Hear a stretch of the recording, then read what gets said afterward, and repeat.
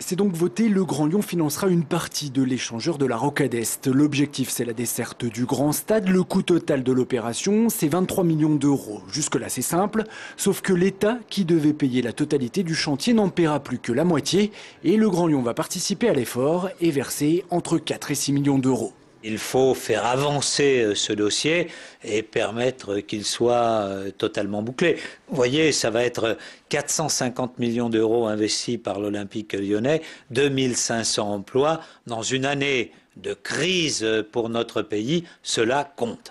Il faut avancer, le maire de Lyon ne s'en cache pas. Il faut dire que le permis de construire doit être signé d'ici quelques jours. En séance, les Verts ont regretté la précipitation de Gérard Collomb et ont voté en partie contre le financement de l'échangeur 7, tout comme l'UMP qui a dénoncé une nouvelle fois le choix de l'emplacement. La responsabilité du choix du lieu d'implantation qui est notre problème à nous, c'est Gérard Collomb qui l'a prise. La question n'est pas de dire il ne faut pas investir. Bien au contraire, il faut continuer d'investir fortement, mais on pouvait investir différemment, c'est notre point de vue. Politiquement, le dossier du Grand Stade continue donc d'avancer et sur le terrain, la situation, elle continue de se tendre pour cet échangeur. Le Grand Lyon s'apprête à verser 4 millions d'euros supplémentaires. Les associations de riverains dénoncent toujours un gaspillage de l'argent public.